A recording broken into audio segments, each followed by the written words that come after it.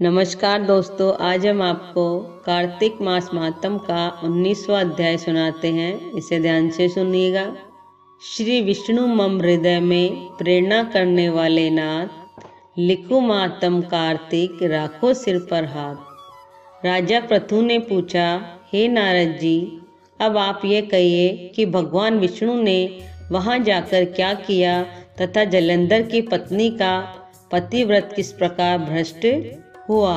नारद जी बोले, जलंधर के नगर में जाकर विष्णु जी ने उसकी पतिव्रता स्त्री वृंदा का पतिव्रत भंग करने का विचार किया। वे उसके नगर के उद्यान में जाकर ठहर गए और रात में उसको स्वप्न दिया।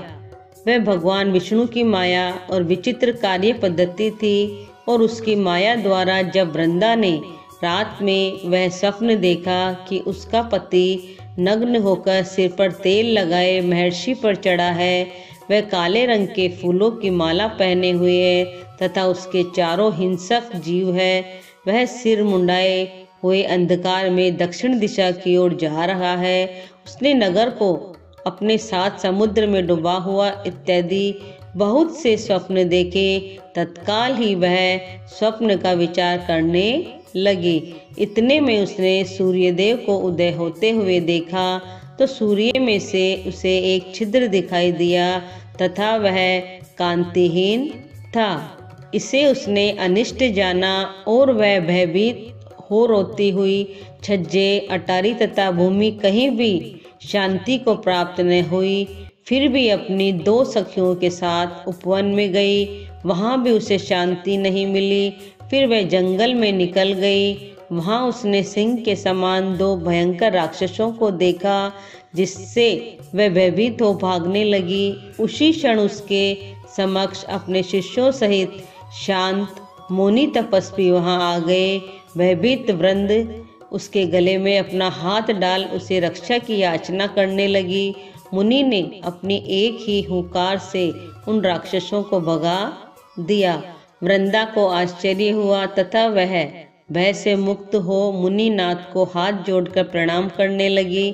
फिर उसने मुनि से अपने पति के संबंध में उसकी कुशल क्षेम का प्रश्न किया। उसी समय दो वानर मुनि के समक्ष आकर हाथ जोड़ खड़े हो गए और ज्यों ही मुनि ने भ्रकुटी संकेत किया, त्यों ही वे उखड़कर आकाश मार्ग से चले गए। फिर जलंधर का सिर और धड़ लिए मुनि के आगे आ गए। तब अपने पति को मृत हुआ जान वृंदा मूर्छित हो गई, पृथ्वी पर गिर पड़ी और अनेक प्रकार से दारुण विलाप करने लगी। तत्पश्चात उस मुनि ने कहा, हे कृपा निधे, आप मेरे इस पति को जीवित कर दीजिए। पतिव्रता दैत्य पत्नी ऐसा कहकर दुखी श्वासों को छोड़कर मुनीश्वर के चरणों पर गिर पड़ी। तब मुनीश्वर ने कहा, यह शिवजी द्वारा युद्ध में मारा गया है, जीवित नहीं हो सकता, क्योंकि इसे भगवान शिव मार देते हैं।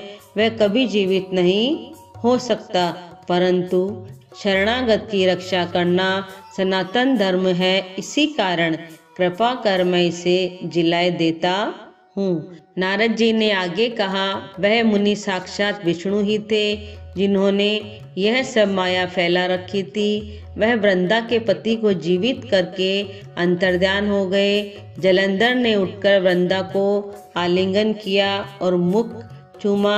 वृंदा भी पति को जीवित हुआ देख अत्यंत हर्षित हुई और अब तक हुई बातों को स्वप्न समझा। तत्पश्चात वृंदा सकाम हो बहुत दिनों तक अपने पति के साथ विहार करती रही। एक बार सूरत एवं संभोग काल के अंत में उन्हीं विष्णु को देखकर उन्हें ताड़ित करती हुई बोली, हे पराई स्त्री से गमन करने वाले विष्णु, तुम्हारे शील को धिक्कार है। मैंने जान लिया है कि मायावी तपस्वी तुम ही थे। इस प्रकार कहकर कुपित पतिव्रता वृंदा ने अपने तेज को प्रकट करते हुए भगवान विष्णु को श्राप दिया। तुमने माया से दो राक्षस मुझे दिखाए थे, वही दोनों राक्षस किसी समय तुम्हारी स्त्री ला हरण करेंगे।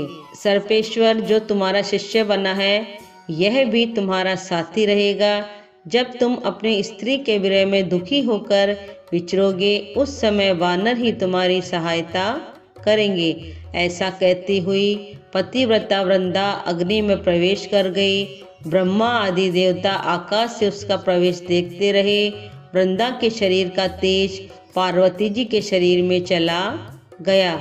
पतिव्रता के प्रभाव से वृंदा ने मुक्ति प्राप्त की। यहाँ कार्तिक मास महात्म का 19वां अध्याय समाप्त होता है। आप इसे लाइक कीजिए और चैनल को सब्सक्राइब कीजिए। जय जय श्री राधे।